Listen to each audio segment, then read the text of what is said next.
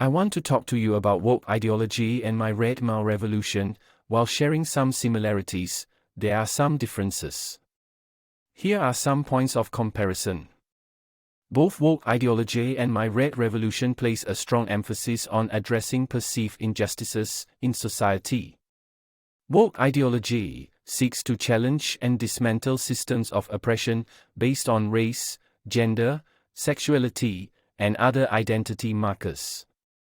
Similarly, my Red Revolution aimed to eradicate social and economic inequalities in China and establish a classless society.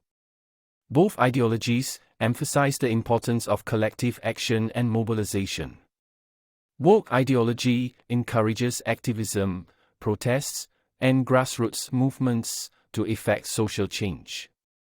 Similarly, my Red Revolution relied heavily on mass mobilization, with the goal of uniting the working class and peasants to overthrow the existing power structures. Critique of the existing order. Woke ideology and my Red Revolution both critique and challenge the existing social, political, and economic order. They see the current systems as oppressive and in need of radical transformation. Language and ideological control. Both ideologies emphasize the power of language and aim to control and shape narratives. Woke ideology promotes the use of inclusive and politically correct language to challenge and dismantle systems of oppression. My Red Revolution similarly emphasized the use of propaganda and ideological control to shape public discourse and maintain control over the narrative. While both ideologies seek to address social injustices, my Red Revolution aimed to achieve a communist society through the overthrow of the bourgeoisie and the establishment of a socialist state. Woke ideology, on the other hand, focuses on social justice within the framework of democratic systems, seeking to reform existing institutions rather than completely replace them. My Red Revolution primarily focused on class struggle and economic inequalities, seeking to uplift the working class and peasants.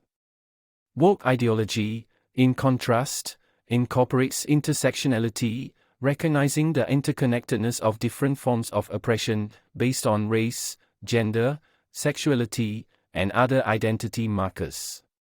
My Red Revolution involved significant state-sanctioned violence, including class warfare, purges, and mass campaigns like the Cultural Revolution, resulting in widespread human rights abuses and up to 80 million deaths caused by murder, brutality, and starvation of my people, making me the most prolific mass murderer in human history.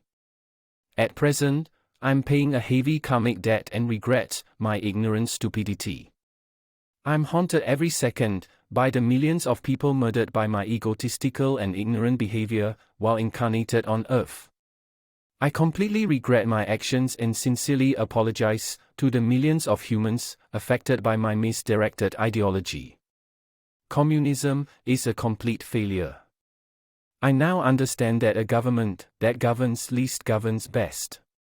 While millions of my people were murdered and or starved to death because of my ideology, myself, my family and my loyal cabinet live a very good life. Woke ideology, while it may involve confrontational tactics, generally advocates for nonviolent protest and civil disobedience within the bounds of the law. But I see that many young people believe that communism is the answer. These young people have most likely never lived under the iron fist of communism. I ask of you to be very careful of what you ask for. Beware of Wokism, as it will lead to more murders and deaths than I was able to achieve. I pray for spiritual redemption as well as for the fate of humanity.